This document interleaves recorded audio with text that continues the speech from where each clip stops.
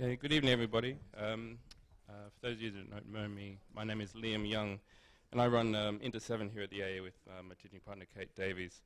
And tonight we're delighted to be able to host a lecture by Anthony Dunne and Fiona Raby from the design studio Dunne Raby. Anthony and Fiona are both faculty members in the Design Interactions Department of the RCA, and in practice they have pioneered the field of critical design, using their work to instigate debate and raise questions as they wander off the map through the speculative landscapes of emerging science and technology on a future safari through the brave new worlds that may evolve from our own. In a campaign against uncritical optimism for tomorrow, they furnish these spaces of the near future with objects and ideas that acknowledge our contradictions, our inconsistencies, our frailties, our flaws, and through provocative prototyping, Dunne Raby construct for us a strange, beautiful, human, and haunting vision of a day soon to come. So we're excited that Anthony and Fiona are here tonight to share with us this world. So please welcome Fiona and Anthony.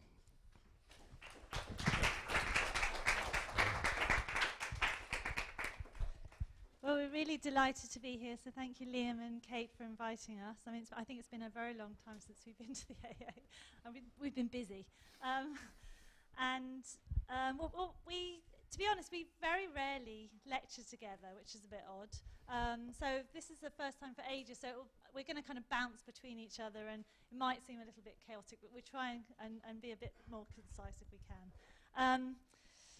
I'm going to start with something that looks a little bit kind of banal. A watch. It looks pretty straightforward. But there's something about a watch. I think in the world of product design, designing your watch is sort of the sort of basis of all product designers and what they like to do. And it's kind of stable and solid, and you kind of know where you are. But with this project, we really wanted to do a set of products that were real products, that were real working prototypes, and less kind of that could possibly exist in the real world and be manufactured, and we could be wearing them on our wrists tomorrow. So we worked quite hard with electronics. All the electronics were made. This was to prove that it was actually a working thing. We actually had the circuitry done in China. And basically what it's got inside it is an MP3 player. And the idea is that it's kind of an acoustic watch. So in its kind of normal sort of everyday sort of, if it was kind of used in a normal sort of way, it might tell you the time. So, you might put it to your ear. And basically what happens is, move back to the other one, it's got this little kind of rubber piece that when you stick in your ear, it presses a little switch and it gives you an acoustic message. So it whispers in your ear, it says 12:30. Or, if we had a little bit more, if we had a little bit kind of more money and to update the circuit a bit more, we might have a wireless connection with a mobile phone, and perhaps, maybe your text messages, you put your ear and the text message come out and you can hear them like that. But in our scenario, we wanted to kind of shift a reality a little bit more, and within this kind of ordinary thing, make a different kind of set of values that perhaps this watch might have. So in our scenario, we've called it a risk watch. And what it does is it alerts you to what kind of status in which country and what risk level that country might be at. So whenever you're traveling, it could just say number 6, or it could just say something like number 3. And that's it. But of course in BBC English, because we trust the BBC to tell us the correct kinds of things. So the other thing about watches, they sit in this kind of big sort of media space of broadcasting, mass media, newspapers. With this project, we also wanted to look again at the products that impact on our everyday. The everyday is a very important place for us. So whenever we design things, we're always designing things to be situated within everyday life. And I think, obviously, here in London, we're all kind of quite aware of the media space here. And I think we're very influenced by the newspapers and the things that are kind of going on there. And I don't know if you remember, I think it's a British thing with our media space, but I don't know if you remember this, but when we were waiting for bird flu, do you remember when bird flu was on its way to England and it kind of slowly crept, we kind of waited 3 months as it got from Asia and it came across and then eventually got to Europe and it came slowly. And then, one morning we woke up and we had this kind of headline, don't panic, with this wonderful sort of blue virus, scientific virus on the front. This is kind of the sort of world of kind of panic that we're living in, the sensationalization of media. And we love this kind of space. It's one that we're very interested in exploring. And we think this is kind of quite a funny thing. When I saw this, I just thought it was fantastic, and I had to get the headline. But it's interesting how, in fact, it does start to, this fear and ideas start to filter into everyday kind of policy and life. So my other headline that I absolutely love from the Metro is this one. On your own in the park, are you a pervert? Council officials are told to quiz anyone walking, taking a walk alone. I mean, I thought that was the whole idea. You go off into the park, you want to be on your own because you want to clear your head of everything and all this kind of chaos that's going on in the world. And, you want to kind of have some kind of way of thinking. But, obviously, I mean, the quote, which I think was fantastic, but a council spokesman said, "We do reserve the right to ask people what they're doing in the park. Otherwise, it's a free-for-all where they can come and do what they want." That's a bit kind of worrying. So this is the kind of environment we're sort of slowly infiltrating kind of into our everyday kind of psyche. And in this, you're sitting in front of your computer, and this is the name of our lecture, and you're doing Microsoft, and this thing comes up. Do you want to replace the existing normal? Yes or no? And it's almost Microsoft has given this piece of everyday poetry that enters into our everyday world. And again, what is our sense of normal anymore? It's hard when we're living in this kind of bit of crazy media space of ideas and things going on. So we had to use this as a title for this series of products we were making. And in many ways, we were very concerned about kind of the kind of media world, the news. I mean, we've been through all the war and terror and everything, and we were kind of constantly listening to, death and disaster on the news. You just switch it on and you just listen to it, and it becomes like this kind of wallpaper in the background. And we were kind of concerned that how could we get any sense of any kind of normalness or sort of kind of a pace, the everyday kind of births and deaths and life, and it kind of fluctuates and goes at a more, in a kind of boring way, actually. How can we kind of go back to that?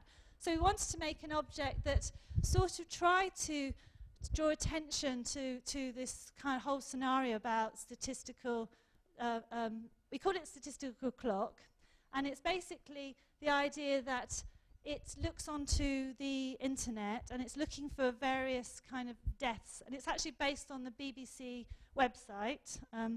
This is to actually show, and I can show what it looks like. Let me explain a little bit more. This is a real working piece of technology. It's about that big. And inside it is all this technology, what it's doing with a speaker in the end, and it's covered with an acoustic kind of foam piece. And what it does is it goes onto the BBC website and it looks for various fatalities. And what we did with the statistical clock is we looked at deaths.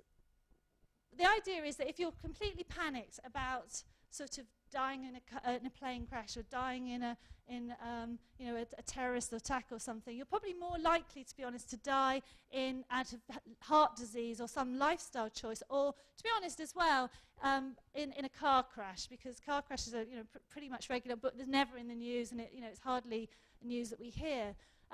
So what happens is we've got 9 channels to this clock that you can turn to. They're things like drowning, plane crash, train crash, fire, I can't remember the others, stabbing, because obviously stabbings in London are very important to have those. And if you're, really paranoid about planes, the idea is you turn it onto the channel for planes, and it would, nothing probably would happen for like months and months. And then, if you had it on car crashes, then, maybe every single day you'd probably hear something. So this is the kind of thing that we were trying to do with this project. And each of these projects in this existing normal category, as I said, they're real products based on real kinds of technologies. And in this one, we were very interested in a kind of airbag technology. We wanted to do this. This one was based on kind of exploding airbag. And it was based on the idea of, it was sort of the idea of, in fact, it's quite interesting because the three of us as designers on this project, and we all have very different interpretations. So this is my interpretation of it. That, for me, it's very much about the idea of participation culture that we're in. And we're kind of looking at all this TV of all these news going on, and we just kind of consume it, and it just sits in the background like wallpaper, and somehow we're not involved with it very much. So this was our opportunity to somehow connect with some bigger global event, some massive thing that, brings some event into your living room. So what happens, it's a closed box on the wall, and it's kind of linked to the internet, and it's waiting for a particular statistic or level or counter to reach to set it off. And it could be the amount of, it could be, if you're ecologically minded, it could be about the ice pack, the melting of the Atlantic, melting of the ice, or it could be, population growth. It could be get to a certain population, and then it would kind of explode. And the idea is it just, suddenly it just, like an airbag, pink, big, fills your room, this kind of big event, and then slowly kind of its air is released, and this is the kind of event that happens. And you can participate in these global situations. And what did we design? It was quite interesting because we were thinking, well, what kinds of object would this be? And we went and looked at it three-dimensionally. And we worked with a pattern cutter to work out how we might make this out of fabric. And it's based on a triclinic crystal, which apparently has it doesn't have any 90-degree angles in any of this. So it's kind of a natural crystal, and it's almost like it's come from another world, sort of, pierced into the world like a parallel world. And recently I've been kind of hanging out with a lot of scientists who have been talking about theories about the universe. And I kind of like the idea that this has come from one of our parallel universes that connect with string theory. So this is our connection to the science that might happen. I'm going to pass you on to Tony now. You've got one. Can you hear me? Basically, I think one of the things that we're really interested in our work is different ideas of fiction. Nothing we've ever designed has been mass-produced, but we like to sort of use the language of mass production or everyday consumerism. And it's not to trivialize things, but because that's the sort of familiar environment that we occupy. So with the previous project, although there were prototypes, we sort of like the fact that there's absolutely no demand or market for them. No one wants a statistical clock. So it physically exists and it physically works, but it's a kind of a fiction. And its fictionalness kind of gives rise to all sorts of questions for us about why we wouldn't want such objects. Is there ever a possibility to kind of live with morbidity? Could a product like that have a more philosophical function? And so on. But so one of the things we do is try to build this stuff, but make it in a way that it just doesn't fit. Another area that we've been exploring recently, particularly with our students, is looking more at how this kind of fiction or design fiction can be applied to some of the developments in science. This is an example of a victimless meat from Oren Katz, an Australian artist, that he grew in a laboratory with scientists. It's about 3 centimeters diameter. And the cells have been taken from, I think in this case, a chicken. And the chicken's still alive, but the meat is being grown independently of the animal. It's quite possible that you could basically develop artificial food in this way in a laboratory outside of an animal's body. And this was presented at a conference a few years ago in France. And it was really, really important for me. I saw this, thought it was amazing. It was impressive and it was real. But somehow it was completely devoid of context. And I started to wonder how designers might engage with this sort of technology. And I think we'd wonder how much it would cost, where it would come from, where you could eat it. If nothing's harmed, maybe you could eat yourself, or you could eat film stars or politicians. And if you were eating people, would you be doing it out of malice or out of love? And I think that what's interesting about design is it kind of brings these technological developments into a much more messy, everyday context and allows us to kind of explore more kind of down-to-earth implications. So we set a project for our students looking at maybe different applications of this, looking basically at applications for in vitro meat. I'm just going to show one of the examples from James King, and the first video sort of sets out what he was trying to address in that project.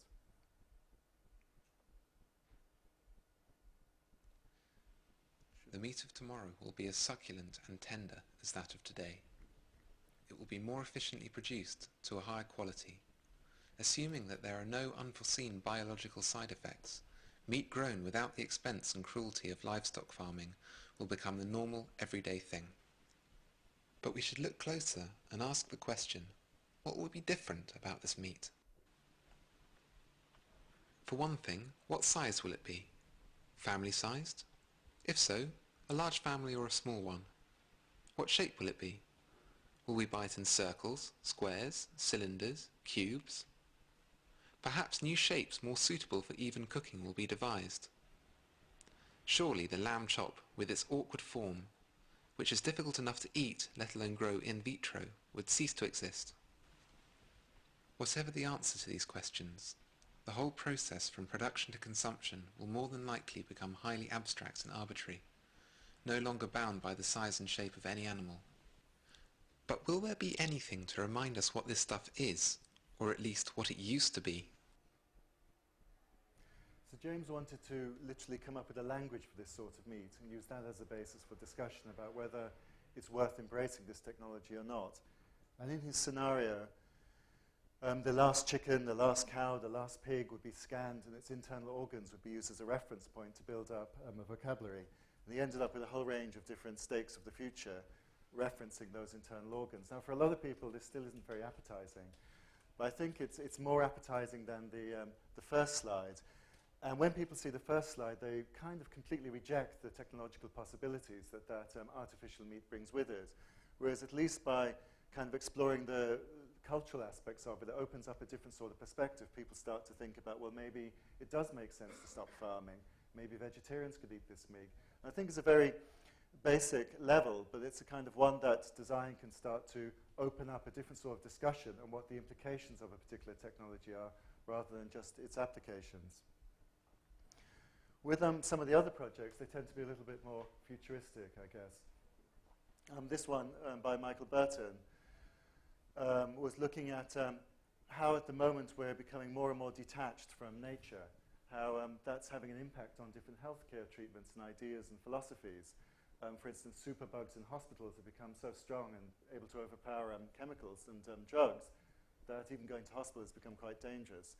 So he looked at it in a number of different stages. The first was a more kind of today-like scenario. If we could just, maggots, for example, and leeches are an extremely efficient way of treating wounds, but for most people are absolutely disgusting. So one part of his project was trying to represent these in a much more kind of acceptable way and take away the sense of horror. In a more near future scenario, he imagined biophilic clinics where people would go and expose themselves to dust and dander of pets and animals. The mask on the right, for example, was made up of birdseed, and it's a still from a video where he was laying down in the yards and the birds were landing on his face and exchanging their saliva and dirt with his mouth and nostrils and so on. And there are other experiments looking at how these amazing straw masks where cows were encouraged to lick this hole in the center, and eventually their tongue would go in and kind of meet with the person's face and exchange saliva. So it's kind of, rather than going to the zoo and petting animals, which happens today, you go to expose yourself to some of their germs. In a more extreme scenario, he was imagining, well, maybe we let our bodies go in a way, and the funguses and things like that already we prevent on our bodies are harvested, and they become our bodies become factories for producing chemicals. And maybe in this case, in this film, this woman has kind of given herself up to a company where they're coming around, checking her body, growing different fungus, and that's her kind of choice, basically, her way of living. In a far, far kind of future scenario, he's imagining that maybe genes are reactivated, coarse hair is grown on our bodies, they become cages for animals, and somehow we celebrate our bodies as sort of ecosystems again, visually through incorporating insects onto our bodies, but also invisibly by letting bacteria and other things that we currently fight sort of inhabit our bodies. So the type of, I think one of the things we're trying to do with these sorts of projects is look at how we can take certain developments in science and medicine and so on, and not necessarily find a practical application, which is really what the assumption is for designers, but start to fast forward a little bit and say, well, if it did become part of everyday life, what would the implications be? And then to have a discussion around that using a very accessible sort of language of design to feed back into the research that's been done in the scientific field. In this case, Susanna was looking at research being done in the military where bees are being trained to sniff out chemical traces for explosives. And they're held in these little devices and the chemicals are passed over them. And it's very quick. It just takes a few minutes to program them. They're being used as biosensors. But she discovered that they can also be used to smell the traces given off by illnesses as well and hormonal changes in our body. So one of her proposals was to have this diagnostic device where bees would be trained to pick up the traces from particular illnesses, released into the dish. You'd breathe into the smaller chamber, and then they'd fly into that if they detect the presence of those chemicals. And it's not meant to replace traditional medical diagnoses, but to simply suggest that maybe we could reconsider the way we relate to the kind of insect world in particular, and start to look at other ways of kind of other alternatives to the kind of very intrusive medical processes that we use at the moment. Just going to skip this one. And one of the other areas that we've been trying to look at is projects kind of looking at, I guess, nanotechnologies. With the biotechnology stuff, at least it's tangible. There's something to work with. It's the body, it's tissue. There's something you can shape and sculpt. And the emphasis tends to be much more on the ethical aspects of it, the kind of idea of future good and future wrong. When we do projects about nanotechnology, it becomes extremely abstract. There literally is nothing to shape or give form to. So in this project, Chris Wobkin was interested in not necessarily designing a nano product as such, but taking one of the desires of nanotech to basically have self-organizing objects made up of tiny parts that communicate, and see how our interactions with the material world might change. So rather than thinking of the kind of grey goose scenario in a dystopic vision, or the banalities that we have at the moment of stain-proof trousers, to try and map out a space in between. So we made this short video to sort of evoke what those relationships might mean.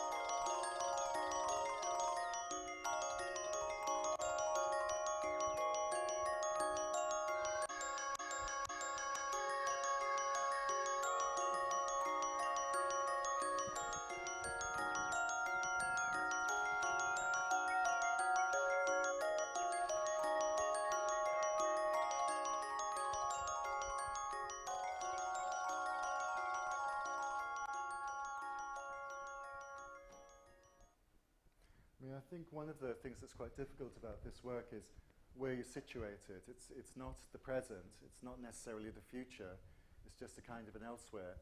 I think one of the things I like about that video is sort of freezing the clothes, the setting, the lights, the furniture, and just pushing one part forward. So it ends up in a sort of a non-place, really, just a space to explore an idea. it's over to me again. I just wanted to put these two more little projects, two from our students, which kind of go into the idea of genetic modification and following a different way in which genetic modification might occur and putting it in an area of maybe sustainability. So Michiko Nita did a whole project about extreme green gorillas, where she thought, in the end, if we're going to be really serious about sustainability, maybe we have to think of some very serious sort of alternatives. So here what she did was she kind of looked at vermin. So, in London we're no more than, 2 meters away from a rat, and there's kind of all these pigeons flying around. And she thought, well, this is a great kind of source of meat, but of course we don't want to eat those kinds of things. So she was looking at the idea of, well, maybe we kind of genetically modify them with mixed breeds together. So something like a gourmet food, like a quail mixed with a pigeon, might be something a little bit more appetizing. Or I think she mixed a rabbit with a rat to create another kinds of creature that might be, again, a little bit more digestible. And she kind of worked out the amount of CO2 emissions that would be saved in this kind of process, the two different breakfasts.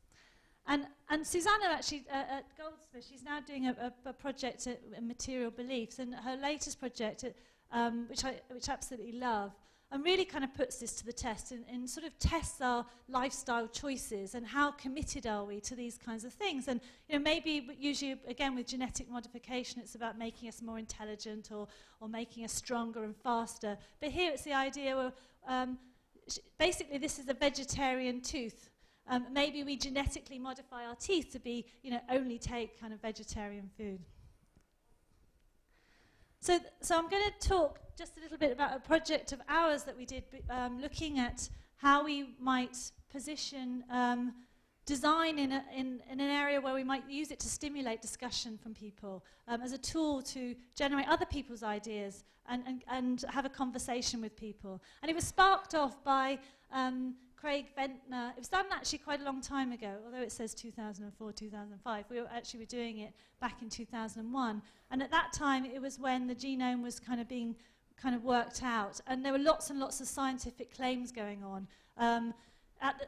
What was nice was that Craig Ventnor had his own business, and every week they seemed to be finding a new kind of gene. And they were sort of saying that if you can find that gene in your genome, the particular ones, it might mean that you might die of that disease. We know that that's kind of not quite true now. That's all trying to change now. But at the time he was offering, and I thought this was quite nice, it was a nice touch that when you send your sample of your DNA, he would return you, after £400,000, you get a CD with all the potential illnesses you might die of. And this sparked us to really think about what does it mean if you get that kind of information in advance? How might it make you think very differently about the way in which things might happen in your everyday life? So we invented a kind of product to sort of start debating this idea. And it was a product that was based on kind of young women, Sex and the City generation of young women who are out to kind of in the mating game, looking for a potential partner of the future. And if they had information about their future health, would they actually start to choose differently? Or what would happen in that situation, and put people in that situation of thinking? So this was our doll. It was a little plastic white doll. It has a flat face on it, and the idea is with each lover that you might have, because in the future, as I say, it's not about good looks, status or income. The future for these young women are going to be about genetic kind of material. So here we have a flat face, and the idea is you steal a picture from your lover, which we print on to the face, and then we give there's a kind of black marker pen, and you write any kind of notes and things on the doll about the appearance of your particular lover and what you like or dislike about his body and things like that. And then we've got three little penis drawers, and small, medium, and large. And this is the most important thing, where you steal a piece of, like a toenail or a piece of saliva or a piece of sample of hair or something like that. And then that's the bit that goes off to the lab and gets tested. So this was the scenario we were kind of basing it on. And it was, at the time, there was lots of things in the press, actually, too many things. I've only kind of picked out one. But at the time, there was this wonderful thing in the press that was about Elizabeth Hurley. And she was pregnant, and she said that Bing was the father of her child, and Bing, who was a billionaire, said, no, no, no, it's not my child at all. So she hired a detective who went into his rubbish, and the detective found a piece of dental floss, and on the dental floss was, obviously his saliva that she then got tested, and it proved that actually he was the father of her child. So this is not science fiction, this is kind of real there's a real possibility here. So, and there's a few stories about Boris Becker and other ones as well. So we kind of used those to pitch, to sort of put the scenario within a kind of real context of what was happening. And what we did was, it was for a commission at the Pompidou Centre, and we made 100 dolls, and the idea was that most of them I think we made 50 or 60 that went on the shelves as kind of untouched dolls, and they were almost like they were in a supermarket that you'd pick up and take away and kind of use. And then what we did was we interviewed 4 women, and we asked them to reassess their past lovers based on their genetic potential rather than how cute they were or anything like that. So to reevaluate them and to rethink about and to ask various questions. And then what we did was these are some of the dolls. We worked with Abacay, who are illustrators and graphic designers, to help us illustrate some of the stories that were coming back from the interviews that we made with the women. So these were the kind of dolls and the different illustrations. This was a philosopher with bad taste in cardigans. And we also allowed certain fantasy figures, because again in the newspaper there was all worries about, I think it was George Bush had drank from a beer glass somewhere, and someone kind of took the beer glass, and obviously his saliva's on the cup, and so we sort of added celebrities in the mix that perhaps you could fantasize about those as well as perhaps being part of that equation. So this was a man with no heart. His heart's kind of disappeared there. And then we had each doll with interviews, and we kind of showed them. So these are some of the feedback we got from the ladies. That, one of them said, I would go and get the DNA stuff tested. There's something romantic about collecting a hair sample. It's like putting a curl of someone's hair in a locket. There's something lovely about that. We thought we'd made this very cynical project, quite awful. And yet what's really lovely, gives you always hope, that people always make things very hopeful. But for them it was more like that they became like sort of 3-dimensional diaries of their lovers, and something they could keep and cherish, which is not what we kind of intended. But that's what's lovely about doing these kinds of things. Another lady said to us, I find it quite difficult messing with nature, but if you could sample the best of this one and that one and put them together, is it tempting fate? It's incredibly selfish to want the best and not be happy with what nature gives you.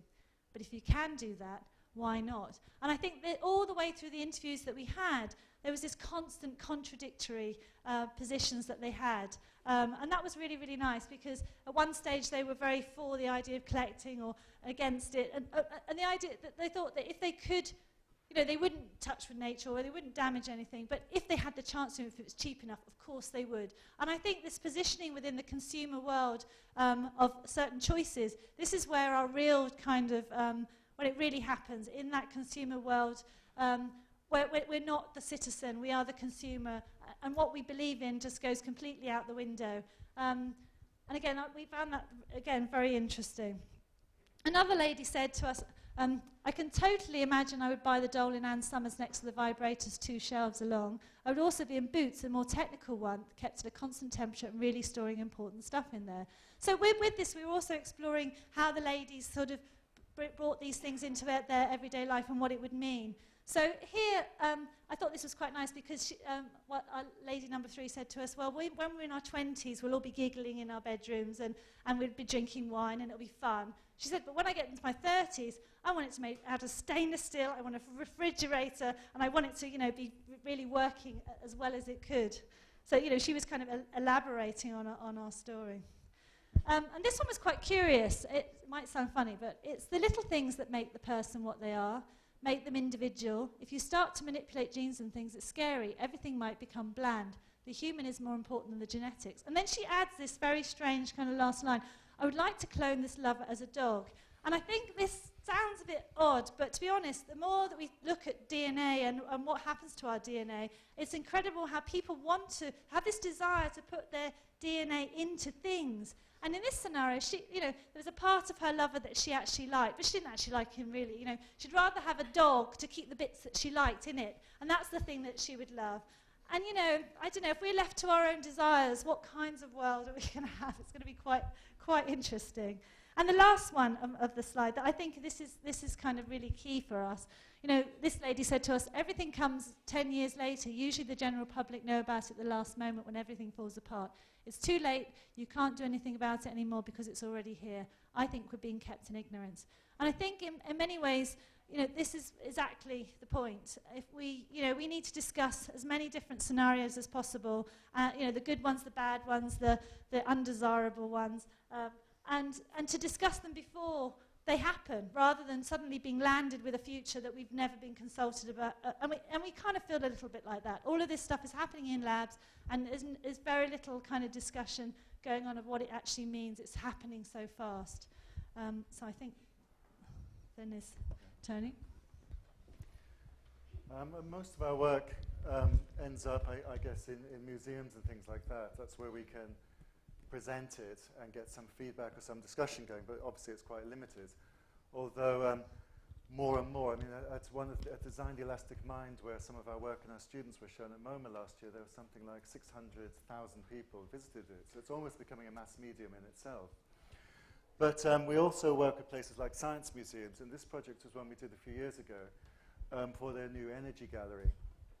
And they asked us to design an interactive along with 15 other designers and artists, and we really didn't want to do that. Something felt wrong about making a energy-consuming interactive for an energy gallery, and something that also, they tend to kind of lead you through a set of questions and reward you on the way or discourage you for making another choice and so on. So we proposed them that we'd sort of take a traditional model and present a series of artifacts for them, but maybe speculate on kind of reverse anthropology, something from the future, presented in a vitrine that they could, visitors could engage with. The audience were children between 7 and 14, and the issues they were trying to get across are extremely complex. They wanted to look at, in our case, they also look at different energy futures. If one particular energy became the dominant form, what might the impact of that be on people's lives? So it's quite interesting. We had to simplify it dramatically in order to get the message across, but it's quite an interesting process to go through. We started with the most obvious one, a hydrogen future, and we had read about Jeremy Rifkin's ideas of everybody becoming a producer, that each home could produce its own hydrogen and sell surplus. And being in England, I guess we looked at how people become obsessed with their property values and maximizing those and optimizing those. And maybe the families would also become obsessed about producing hydrogen, and they'd become little corporations. So in this case, the family have their own uniform. The girl is part of the kind of workforce. Their cat is a mobile advertising unit. And it was aimed at kids. So we're trying to think, well, what would get the children thinking about the implications of hydrogen? It's not just about super fast sports cars not damaging the environment, but there might be economic implications. So when she has her 8th birthday, she basically gets a contract, and she has to produce a certain amount of hydrogen every week in order to get her pocket money. And we were talking to we don't have children, and we were talking to lots of people about how we're going to connect with children, and pocket money came up so often. And so for us, this became the kind of link to an economic implication of an energy future that they might not think about. And we also wanted to think about how children might end up in sort of enforced child labor again, but through a side door where it doesn't feel like that. They're just helping their parents out. So they might go back to Victorian times. So even her dress becomes a sort of a cross between a UPS work suit and a Victorian dress. And that's the cylinder she'd have to fill up. And so we also, that was the kind of standard one. It was just trying to, can we get children to think about economics in relation to hydrogen? With this one, it was based on using human waste, or poo, as we called it, because it was aimed at children, to basically, if that became the dominant form of energy, and we'd read about it in Cradle to Cradle, how in parts of rural China, and this could be wrong, but this is what the story was, that sometimes after eating, being invited around to a meal, people would basically go to the toilet, and their waste would be left behind and kind of recycled into the land. So the nutrients that weren't taken into their body would be given back. And in this scene, this girl is basically handing over a bag of poo to their mother after their birthday party, and there's a load of other little bags lying on their table. We wanted children to think about if a shift happened like this, where human waste became the main form of energy, and already we're using kind of animal waste. There's a huge chicken poo plant just outside London. Maybe cultural shifts would change, and something that's absolutely disgusting now becomes acceptable. So it's quite a simple thing, but it's just interesting for us to think about how you get that across to kids. So, you know, the toilet might become disconnected from the sewage system. You're not going to flush away something valuable. So you might actually all sit together watching telly on stools, going to the toilet and collecting it. And when you go to school, you're not going to leave it there. So it's kind of, it's a little bit jokey, but it's, you know, it's quite interesting to think, how do you link quite big ideas about politics, economics, and so on, and culture and technological changes, you know, to a group of school kids. And the last one, which is a bit more extreme, is based on, this is a gastrobot. It's a robot that basically breaks down meat to generate energy in a microbial fuel cell. And they're being developed in different universities around the world. There's one in Bristol that feeds off slugs. And they're meant to be for probes and things that would be dropped off in deserts, not deserts, but jungles and other remote places. And they'd be able to sort of process the environment around them, break that down, and continue to function. And there are other micro-robots that have been developed to power themselves off blood, so that pacemakers and other medical devices can be permanently inserted inside the body. And so we thought, well, what about if organic material became the energy source of the future? What might the implications for that be? So hydrogen, it was economics, and human waste, it was culture. And with this one, we thought, well, maybe we could try and get an ethical angle going. So in this scenario, this kid is dropping a mouse into the television. And we wanted children to think, well, what if we exploit animals in all sorts of ways today? Could a child imagine exploiting their pets as a source of energy in the future? Maybe blood would be used to power, in this case, a radio. And we want them to think, where would this blood come from? Would you give your own blood to maybe get a subscription or a reduced price? Would the blood come from developing countries and we continue our exploitation? Or would it come from students who are trying to make some money and survive? And it was to try and say the blood just stands in for a new energy source. And in this case, it's obvious that if the energy source comes from living beings, there's some kind of ethical aspect to that. We wanted them to try and make the connection that all sorts of energy sources have ethical aspects, and that they need to be aware of that. And there was a book then it's called Animals for Energy, Avoiding Emotional Attachment to Animals Purchased for Use as Energy. We wanted the children at this moment to kind of look up at their parents and realize, well, they were born into this world, but the parents would have to go through some re-education in order to adopt to that situation.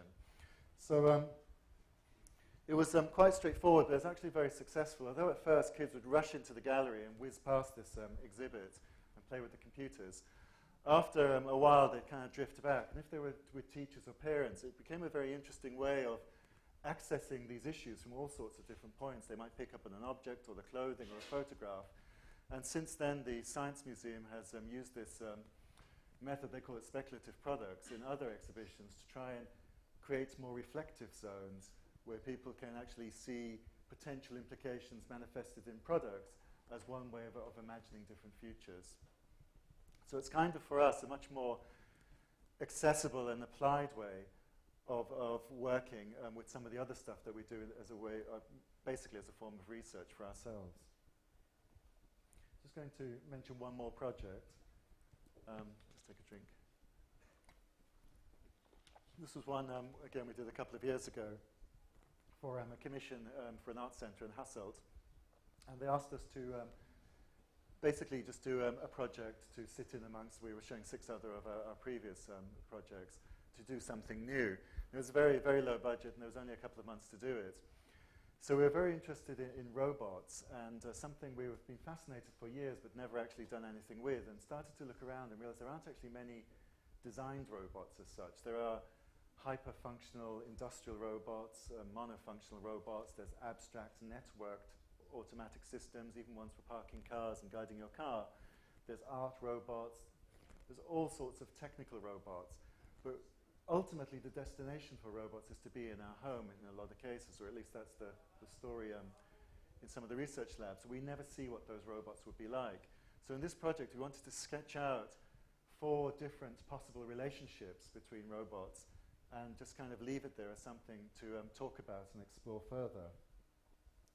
So it was, we had a little room where we could put the objects, and then we commissioned a video from Noam Turan to sit with these objects and not exactly explain how they work, but just give some hints and clues about how you might interact with them. I'll play some of the video and just talk over it, explain it a bit. So in the video, she was life-size, and she kind of moved towards the room and back, and she was, the objects were here and non-functioning, and then in her space, these objects had their own life. And it's something we're quite interested in with nearly all our projects, is how you manage this relationship between a fictional space and the space you're in, whether it's by making prototypes that belong somewhere else, or literally portraying another space in the same room.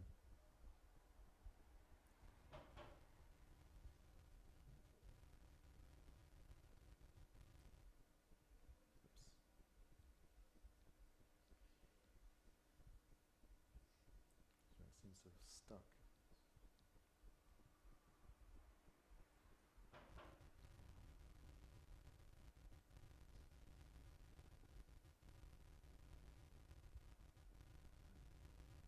There should be sound. Yeah. Basically, each of the objects is just a kind of a placeholder. The red ring does something very smart. We don't know exactly what. It lives with her in the house. And we're interested in this case of a sort of cohabitation, that rather than the technology disappearing into the fabric of the home or becoming some kind of cute robotic cohabitant, it just lives there with you like a flatmate. In this case, it positions itself away from potentially harmful electromagnetic fields and sits in the calmest part of the room. And because it's a ring, you can choose to sit in that space. So the only point of contact you have is that you can enjoy the fact it knows where the kind of purest part of the room is and sit there. There's no functional interaction. You don't even know what it does. It could be controlling the climate, or it could be controlling your other areas of technology and data. Just going to move it forward a little bit. One of the other ideas we were interested in was that kind of products might be, if the emphasis shifts really onto software and behavior, they might literally be nurtured in farms as kind of neural nets and systems. So people would be observing the interactions between the software, looking for quirks and characteristics that then would determine how it would be applied. So this one might have been a very nervous, agitated, almost neurotic system, and it would be put to work as a security robot. So in this case, it sits in a room, it sort of scans the space when someone enters it, senses them. If it doesn't recognize them, it basically panics and spins around and freaks out. Why has it stopped? Yeah. So it's kind of saying you're not necessarily trying to design something as such, but you're looking for opportunities as software is being evolved and then putting that to work.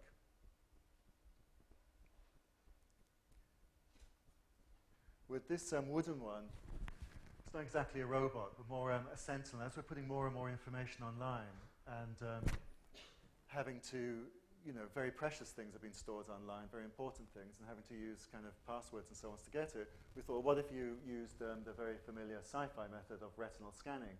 But rather than just glancing at this object for a second, you have to stare into its eyes for about 5 minutes. And it's only after an amount of time has lapsed that it sort of, I'll just stop it for a second, it trusts you and then releases the information. And with that one, we're also interested in the idea that how would furniture maybe continue to evolve in the future? We have tables, chairs, shelving units, cabinets, and why has it stopped? And what would be the thing that would allow new forms or new typologies to emerge? So maybe once robots do become more common, we would see also traditional areas like furniture sort of metamorphosizing into new types of things. There's supposed to be sound with this. I'm not sure why it's not playing, but this one, the white one, is basically, we think of it as a supercomputer trapped in a toy body or a child's body. And one of the things that comes up a lot when we're talking to people about advanced technologies and smart technologies is this kind of fear that they're somehow going to do things behind your back. It even happens already with the internet, that people are nervous of what traces they're leaving and how that information is going to be potentially misused. So one of the tasks of designing interactions with these things might be to actually make them needy or dependent on you. So in this case, the robot, again, does whatever it does. It doesn't really matter. She doesn't need to know. And it just gets her to move it wherever it needs to go to do its job. So she feels some sort of control over it. She can refuse to move it if she wants to, or she can actually take it to where it's asked and let it get on and do it. So it's kind of interesting for us because a lot of the work we're doing is looking at interaction design rather than the form itself. And in this case, you know, the interaction isn't literally how you physically interact, but they're looking at things like dependencies and feeling powerful over something, or simply holding something for a long time and staring at it. And at the time we sort of thought, well, this is quite sketchy, it's potentially interesting, we're not sure. And it was shown in a very sort of limited design space, but we had amazing feedback from it.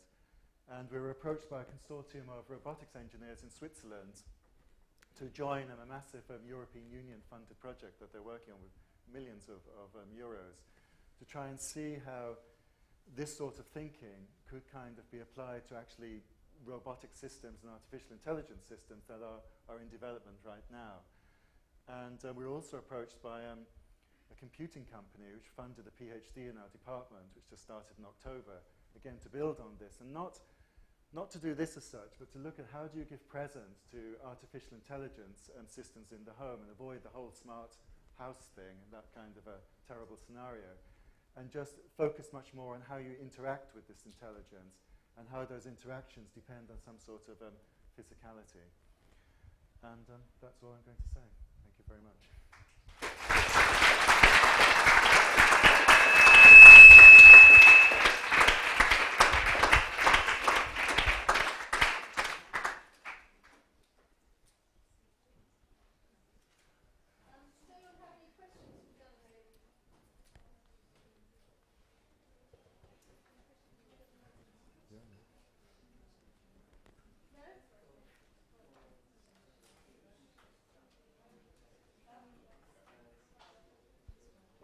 I've got a question. I'm interested in the kind of role of humour in your work, and I wondered if you could expand on how you see the role of humour kind of working, and if that's really important, and if there's a kind of threshold beyond which you won't go before it becomes kind of something else.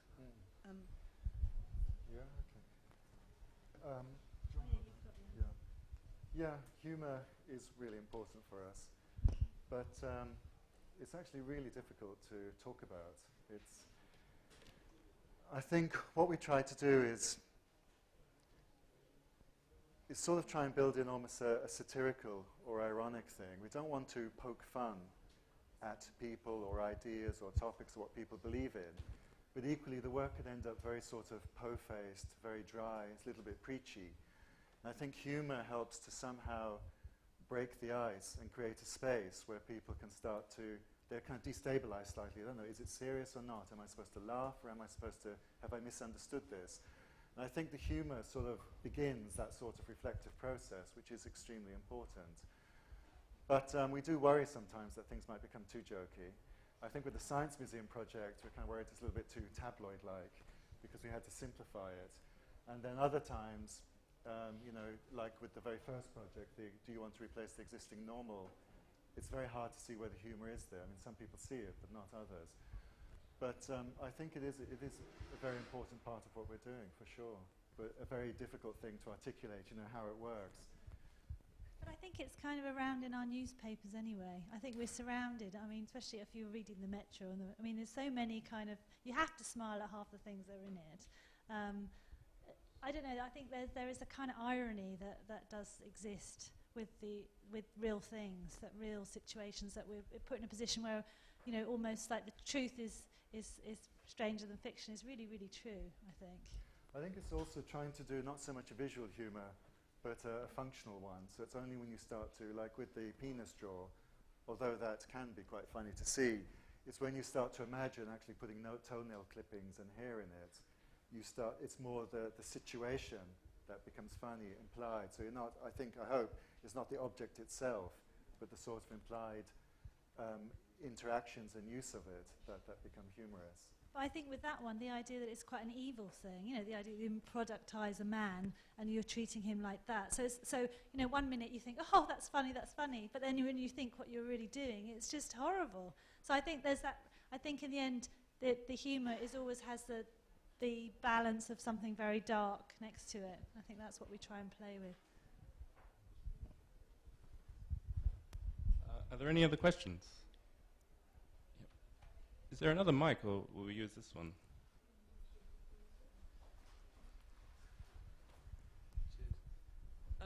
Yeah, I was just wondering to what extent you planned your studio to kind of turn out to do these wacky kind of what-if projects, whether it kind of, you started out through like an industrial design route and then you ended up just asking lots of questions, or whether you kind of started out asking lots of questions and then took the kind of design route.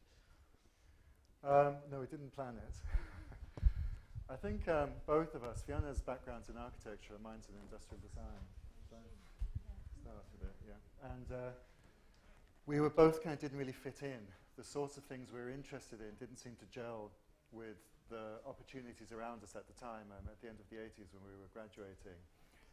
And I worked for Sony, for example. That was my dream at the time, to work at Sony and make brand new objects that didn't exist, that would somehow be more poetic or more critical. And realized very quickly that was just going to be absolutely impossible. And Fiona had joined a small architectural studio in Tokyo. And I used to work in that studio and started to see, around 1990, design was extremely limited. You just worked for a client and that was it. Whereas in architecture, the architects were all writing, teaching, doing one-off commissions for wealthy clients, but also doing industrial housing, doing furniture, curating. It was just amazing. And I think it sort of opened up a space. We wondered as designers, could we kind of do something quite similar, live in a much more fluid and mixed up space where you're moving in a kind of ideas space rather than a commercial one. And once we decided that, which took actually about 5 years, we then had to find out where to do that. And we were very lucky that around 1994, we were teaching at the RCA. Gillian Crampton Smith, who had the department I'm now the head of, she had set up. She received some funding from an American think tank to set up a small research group.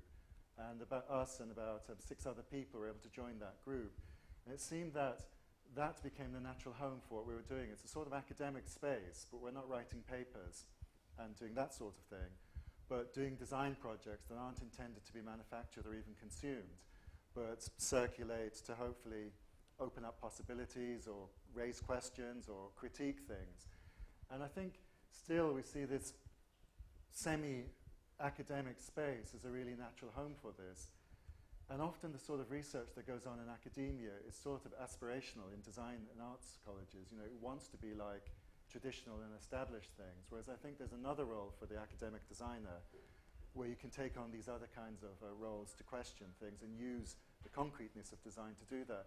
So really, we definitely didn't plan it, and it actually took quite a long time to sort of find a space where we could do it and be able to find ways of doing it. But I think from the very beginning, we knew we wanted to do more than we could, than what we saw around us.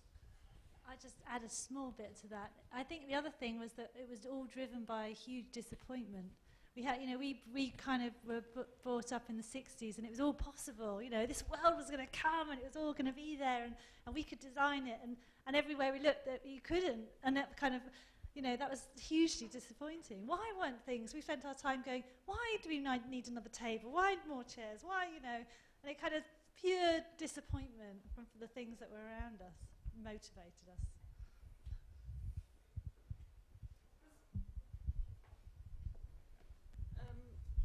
I was thinking about the Pooh project, and I was wondering, do you see the prototype that you produce evolving from the point of view of critical design to a certain extent? Like, for example, the Pooh project, you could imagine really working, no? To a certain extent.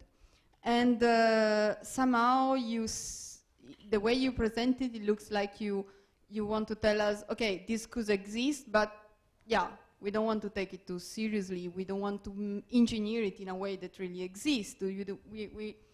We are interested in discussing the fact that could exist and make you think about the fact that could exist, but I'm not sure we are interested in making working. Are you or not? It varies from project to project. I think we'd always like things to be kind of plausible. It's interesting. There's a space between sort of reality as it is now and the completely impossible, and that's where we operate. And sometimes, with the very first project, they're absolutely possible. They're working prototypes. In fact, we could put them into production and simplify them very easily, but we don't. It's not our motivation. Whereas things like the robots, they're highly unlikely. They're just wooden mock-ups. But they're still kind of, there's a possibility there that I think people can connect with. And we're more interested in how you articulate through a language of design this space of plausibility, believability, and suspension of disbelief. And sometimes we get it wrong, and sometimes we get it right. But once we've navigated that, it's not so interesting to then implement it and put it into production for us. I mean, there was a time when some of our earlier work that we didn't show tonight, which was more focused on experimental furniture with electronic aspects to it, that we spent a lot of time talking to manufacturers and both electronics and furniture, high-end, low-end, about producing it, and it was always rejected. And it was because there was no market. People would say, people don't want this. And we would say, well, how do you know they don't want it? And they would just say, well, they know, because that's what they do. They kind of understand markets.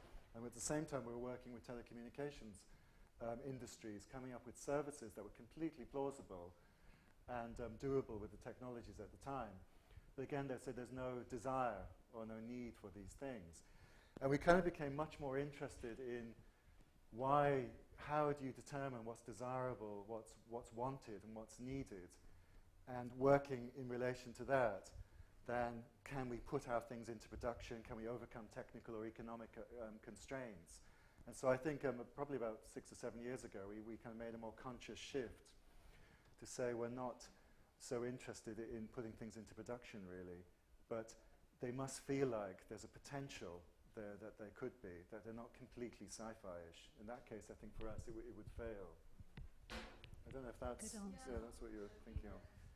Yeah. And perhaps I have a question that follows from that. I mean, I'm really intrigued by this idea of the non-functioning prototype. And a lot of the works you show, both of yours and your students, the product as the piece becomes more like a prop for an elaborate staged photograph or film. And just given the context in which we're in tonight of the AEA, that kind of idea of prototyping is in that form is in many ways particular to the world of product design interactions. I'm just wondering if there's, what you might think about the relationship between a form of unbuilt prototyping and architecture. I mean, perhaps particularly given the scenario we're in terms of kind of a leading towards an imminent doom and jobless profession. But well,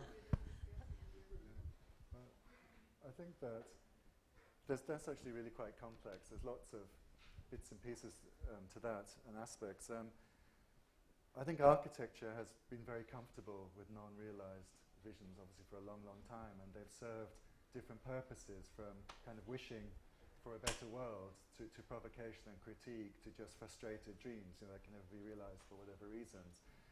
And as a result, I think there's a fantastic breadth in architecture to move between, from really building stuff on whatever scale, from the scale of a room and an object to a city. And there's a very sophisticated critique and discussion of fiction and conceptual stuff. I think in design, by comparison, it's just shockingly crude.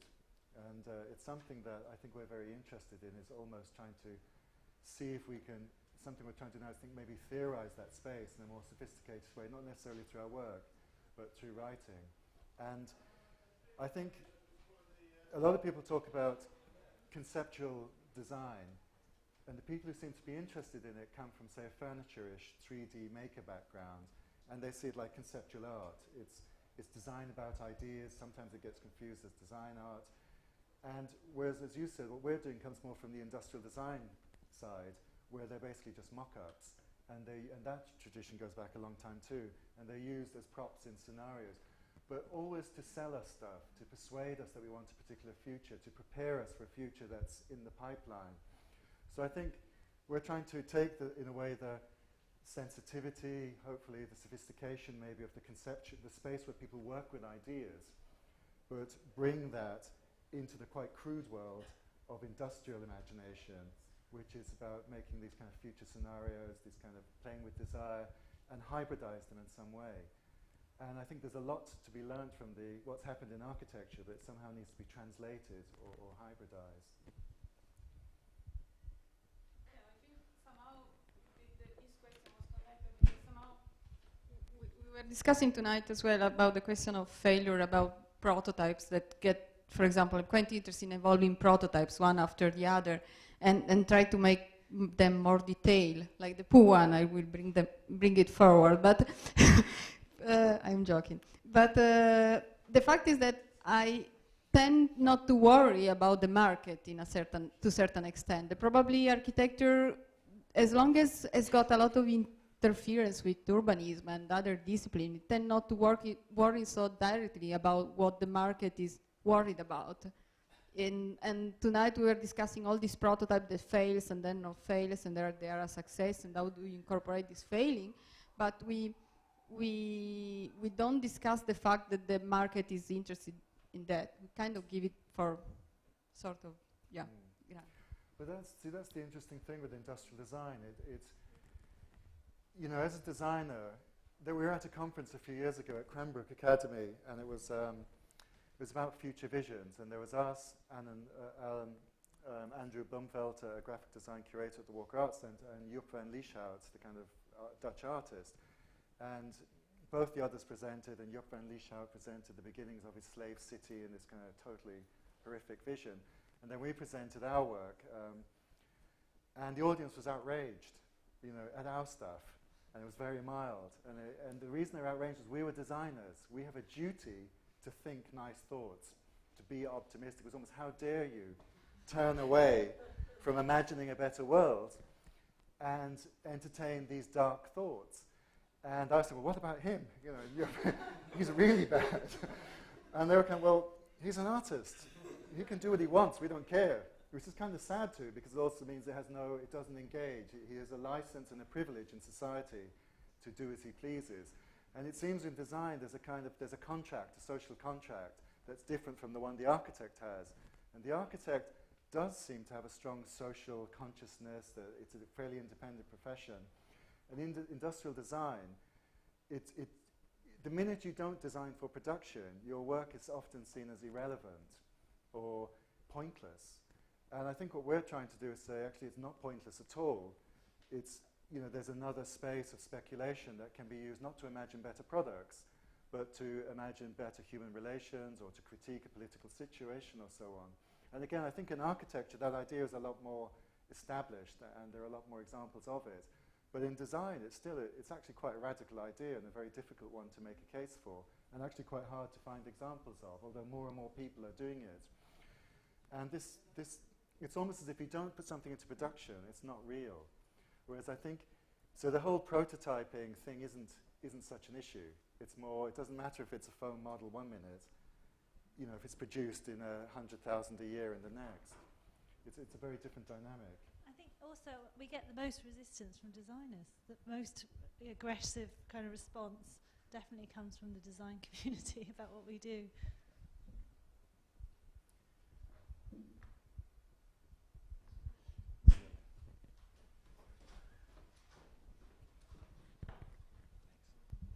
This is a question more for Fiona, I guess, about how these ideas translate into architecture. Looking at the work of kind of Gerard O'Carroll's unit at the RCA, and if you kind of left the world of architecture consciously because the products are inherently limited, because I think the kind of social speculative futures that the students dream up are incredibly sophisticated and compelling, and yet the architectural results that come out of those situations always seem to fall short of the scenario. So I mean, do you find industrial design a kind of more I guess, free way to explore those ideas, or?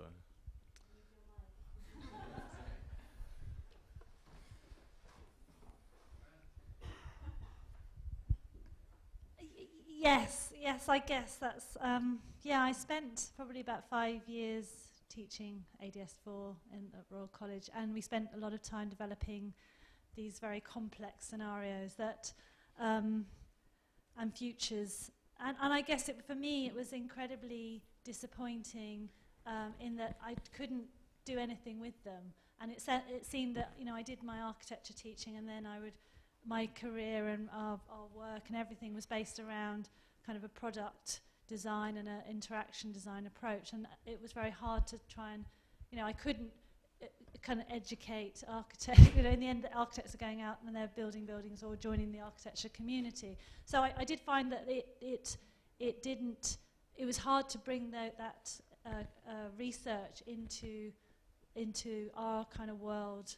But having said that, it's quite funny because recently there's a kind of shift about telling stories and telling tales and these sophisticated scenarios. And we've been talking to lots of social science and political scientists about this sort of process of making futures, but these very strange but very, very sophisticated tales. So I'm kind of looking back at currently at how to bring some of that material into this world, but on a kind of more political, social level. And in fact, the project that Tony and I are trying to get going now is actually trying to move a lot of our work into a more sort of social, political level to do with policy, working with ethicists and working with political scientists and people like that in a more kind of woven way, in the way that we were doing it within ADS4.